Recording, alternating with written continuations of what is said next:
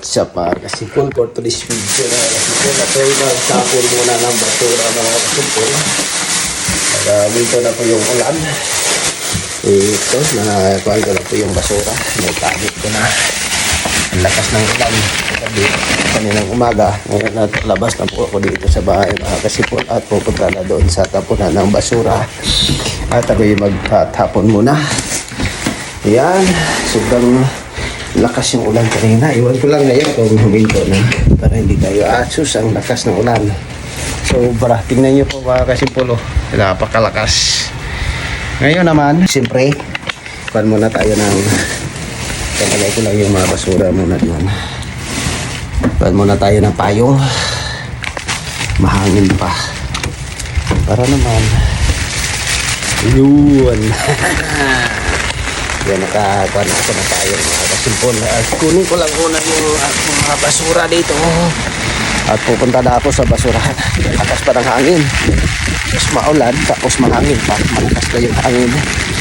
Ito mahirap. Tapos may pasok pa mamaya. So, ang laki ng tubig dito mga kasimpol. Ibig sabihin, napakalakas yung ulan kagabi. Dahil umaapaw po yung tubig dito sa basakan. Ng palay, yung palay na tinanim, hindi na po nakikita. Dito na po ako sa tapunan ng basura mga kasimpol at ako'y nagtatapon. Kaya tignan nyo, nawala na po yung palay mga kasimpol doon sa palayan. Puros na tubig, umaapaw na po sa kuwan ng palay, diba?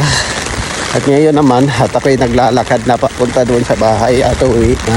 Kasalubong po na po yung isang nagtatapon ng basura doon. Dadala din siya ng payong.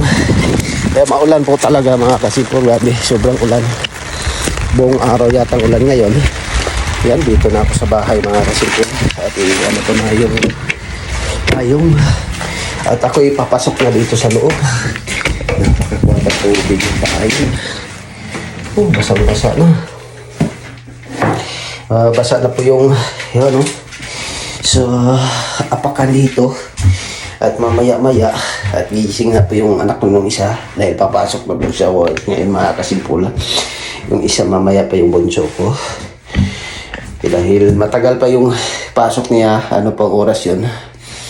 Yun, nagtutulo na tubig, nagtutubig na yung aking payong dapat sa labas. Wala pong lalagyan sa labas mga kasipol dahil yung hangin po talaga dito sa harap. At papasok po talaga yung tubig. Kaya wala pong masabitan ng payong at dito lang po sa loob. Ngayon, dito na ako at papasok na ako dito sa loob mga kasimpol ng bahay. Yan, dito na po ako sa loob mga kasimpol. At nakapasok na sa loob at nakapagtapo na ng basura. Yan po mga kasipol. At maraming salamat po sa inyong lahat sa walang sawang suporta. Hanggang dito lang po yung ating video. Ako ay magpaalam at God bless po sa inyong lahat. Bye!